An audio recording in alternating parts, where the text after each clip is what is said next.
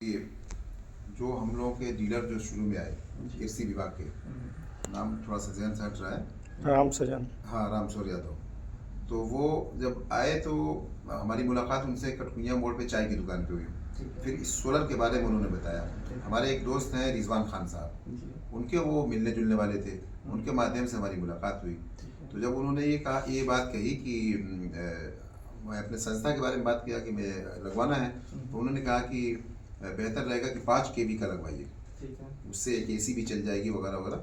और हमने कहा हमारे यहाँ बिजली की थोड़ी समस्या हो जाती है बरसात वरसात के मौसम में, 4 दिन 5 दिन 6 दिन बिजली नहीं आती है, खंभे वगैरह गिर जाते हैं। तो उन्होंने कहा कि ऐसा है कि खंभे वगैरह गिर जाते हैं तो क्या हुआ, हम जो आपका सोलर जो लगवाएंगे वो हफ्तों दिन भी अगर बिजली नहीं आएगी और सूरज भी नहीं निकलेगा तब भी जो है आपके यहाँ वैसे ही बिजली मिलती रहेगी, रात दिन दोनों, AC भी चलता रहेगा। मैं कई बार और 2-3 लोग और वहाँ भी थे, तो हमने कहा बहुत अच्छी बात है। फिर उन्होंने कहा कि कहाँ पे है, तो मैंने जगह बताया, बुलवाया, वो आए यहाँ पे। आने के बाद उन्होंने सब जगह देखा, देखने के बाद से उन्होंने कहा कि ठीक है 2 दिन बचा हुआ है, 30 तारीख जैसे ख़त्म होगा, अगर आप 30 तारीख के बाद ये कनेक्शन लेना चाहेंगे तो आपको 51,000 रुपये देना पड़ेगा।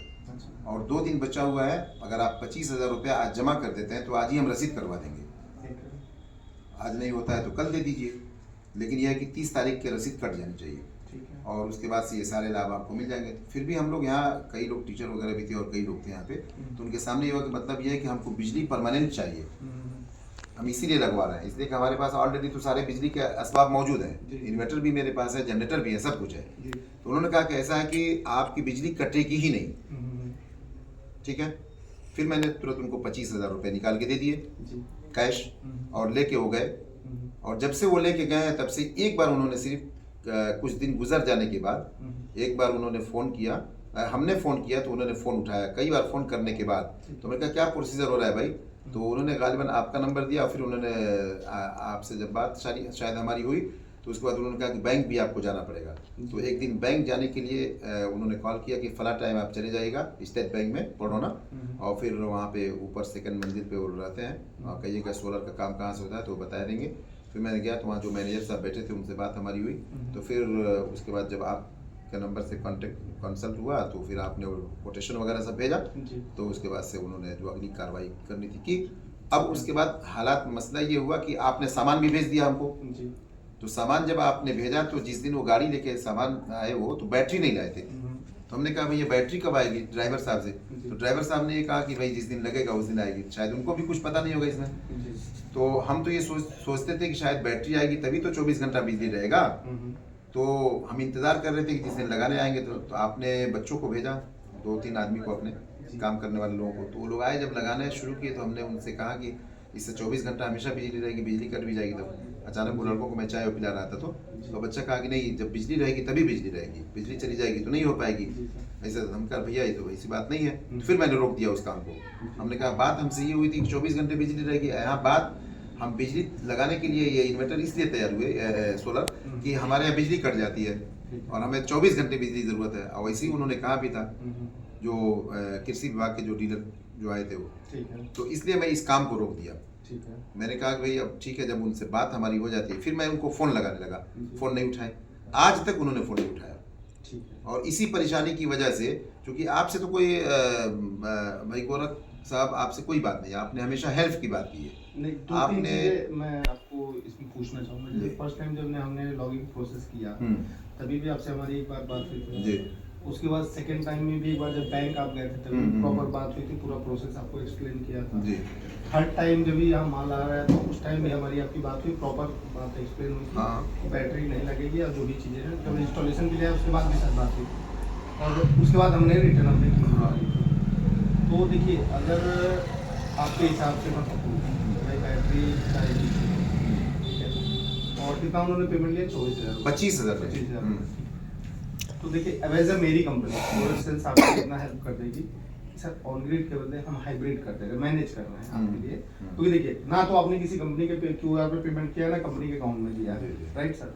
इंडिविजुअल आदमी को कोई भी अगर पैसा देंगे तो सर उसकी जिम्मेदारी आपकी खुद की होगी, राइट सर। तो देखिए 2 चीज़ें ये क्लियर है, अगर हम किसी भी, हमारे बहुत सारे एम्प्लॉय काम कर रहे हैं, पूरे उत्तर प्रदेश में लगभग काम चल रहा है, कई जिलों में काम चल रहा है, तो हम लोग जो भी पेमेंट लेते हैं ऑनलाइन लेते हैं और वो भी कंपनी के ही क्यूआर पे लेते हैं, ना कि इंडिविजुअल लेते हैं। पहला इशू। दूसरी चीज सर देखिए, अगर कहीं कुछ इशू आ भी रहा है फ्यूचर, आप भी, ये सरकारी स्कीम है सर, 10% बैंक बोलता है डाउन पेमेंट करने के लिए, हम वो डाउन पेमेंट देते हैं, ना कि किसी कस्टमर को हमने आज तक चार्ज किया।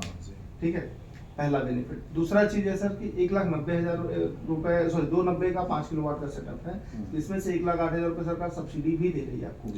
78,000 रुपए 30 दिन के अंदर आ जाता है लगने के बाद, इंस्टॉलेशन होने के बाद, जब वहाँ पे जीपीएस कैमरे का फोटो और बाकी चीजें अपलोड की जाती है, बैंकिंग डिटेल, तब आपको 78,000 प्राप्त होता है 30 दिन में, और जो बाकी जो 30,000 रुपए होता है वो 60 से 65 दिन में आता है।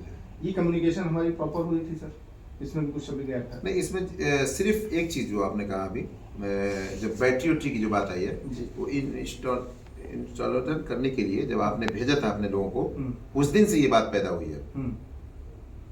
बट सिर्फ एक ही प्रॉब्लम ये है कि जैसे हमको 24 घंटे चाहिए थी बिजली। अब मैं उस लड़के से जब पूछा जो आए थे लोग कंपनी के थ्रू, जो काम यहाँ करने के लिए, सेटअप लगाने के लिए, तो फिर मैंने उनसे पूछा तो उन्होंने कहा नहीं, जब बिजली रहेगी तो बिजली मिलेगी। हमने कहा नहीं भैया, ऐसी बात नहीं हुई थी उनसे। तो चूंकि मसला ये है कि आपकी कंपनी का या आपका कोई इसमें दोष नहीं है, और न ही आपने हमसे 1 रुपया भी लिया है, न मैंने कंपनी के क्यूआर कोड पे मैं किसी तरह मैं पैसा नहीं डाला हूँ। मुझे सिर्फ वो जो कृषि विभाग से जो आए थे, वो हमसे 25,000 रुपए बाई कैश लिए। यहीं पे सब हमारे 2,000 टीचर भी बैठे हुए थे साथ में लोग, तो वो पैसा लेके गए और उन्होंने कहा कि शाम तक या कल तक रसीद भी कट जाएगी आपकी। ये कह रहे थे एक ही दिन, रसीद भी नहीं दिया हमको। मैं फोन करता रहा, आज तक रसीद भी नहीं दिया हमको, और अब फोन हमारा नहीं उठाते हैं काफी दिनों से।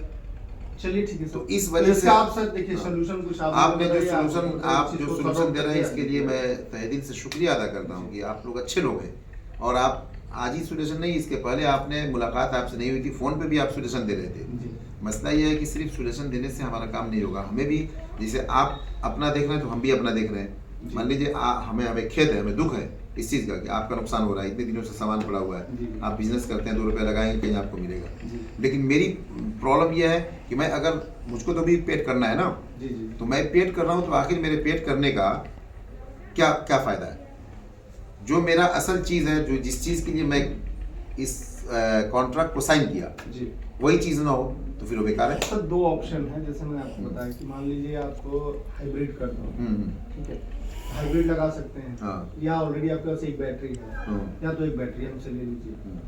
मैं इतना आपके लिए फेवर कर ले रहा हूँ सर, 2 में से एक ऑप्शन आप सेलेक्ट कर लीजिए, जो आप कहेंगे हम कर देंगे। ठीक है, आप जो कह रहे हैं इसके लिए शुक्रिया, लेकिन फिर थोड़ा सा हमें टाइम दीजिए, ये रमज़ान हमारा निकल जाए, क्योंकि अभी मैं तरावी पढ़ा रहा हूँ, अभी मैं थोड़ा सा सफ़र भी करना है, तो ईद जैसे ख़त्म हो जा रहा है, फिर 1-2 दिन के बाद हम लोग इसमें बैठ कर इसमें से तो 2 में से जो कोई एक